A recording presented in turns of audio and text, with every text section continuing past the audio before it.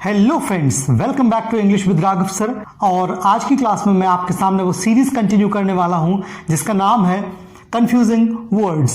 यानी confusing words बहुत से ऐसे होते हैं जो हमारी समझ से बाहर होते हैं और मोस्ट ऑफ द टाइम हमें क्या होता है कि उनकी जो स्पेलिंग्स होती है उसमें ये जज करना प्रॉब्लमेटिक हो जाता है कि ये किसकी स्पेलिंग है और ये किसकी स्पेलिंग है। तो यहाँ पर हमारे सामने दो शब्द हैं जो कि आप देख सकते हैं। पहला वर्ड हमारे सामने है हील और दूसरा भी है हील। दोनों का प्रोनाउंसिएशन जो है वो सेम है।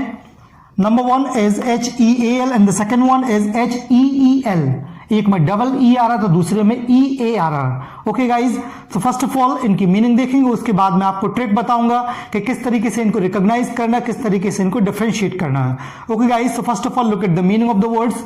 The first one is heal. Its meaning is to become healthy again, यानी कि फिर से स्वस्थ हो जाना, या फिर to make something healthy again, या फिर से किसी वस्तु को या किसी व्यक्ति को स्वस्थ कर देना। मतलब कि स्वस्थ हो जाना या स्वस्थ कर देना, उसकी जो मीनिंग होती है वो होती है हील।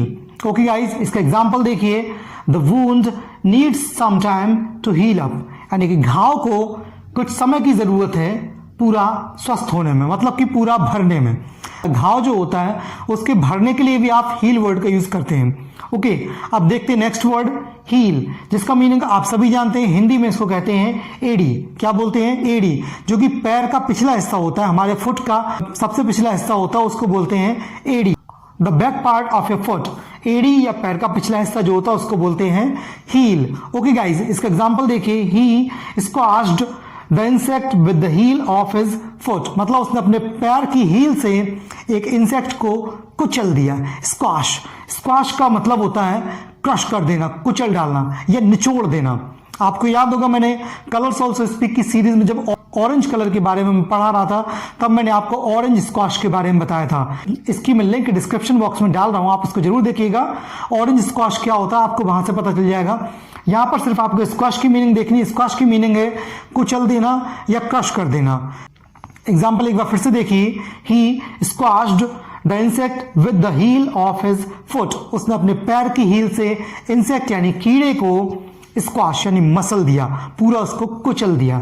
ओके गाइज, तो ये तो हो गई इनकी मीनिंग, हील और हील की मीनिंग हो गई। अब कंडीशन ये आती है कि हील माने पुनः स्वस्थ कर देना और हील माने एडी। लेकिन स्पेलिंग की जब बारी आती तो हम कंफ्यूज हो जाते हैं कि एडी की स्पेलिंग में HEEL आता है या HEAL आता है। वही कंडीशन यहां पर भी होती है कि जब घाव के भरने के लिए हमें हील वर्ड का यूज करना होता है तो हम सोचते हैं कि HEAL लगाना है या HEEL लगाना है। ओके गाइस, तो ये कंफ्यूजन आज डेफिनेटली खत्म होने वाला है आपका। देखिएगा यहाँ पे आपको ये वर्ड देखना है HEAL एंड इसकी मीनिंग टू बिकम हेल्दी। आपको सिर्फ और सिर्फ ये वर्ड याद रखना है, हेल्दी। अब आप ये बताइए, जब आपका घाव भर जाएगा या आप जब पुनः स्वस्थ हो जाएंगे, पुनः स्वस्थ, स्वस्थ किसके माने होता है? हेल्दी माने। किसके माने? हेल्दी माने होता है। और हेल्दी की आपको स्पेलिंग डेफिनेटली याद होगी, दैट इज HEALTHY। तो जो आपको हेल्दी बना दे वो होता है हील, और उसमें भी वही आएगा HEAL। मतलब आप कह सकते हैं कि हील की स्पेलिंग में ही हमने THY को ऐड कर दिया है तो बन गया हेल्दी।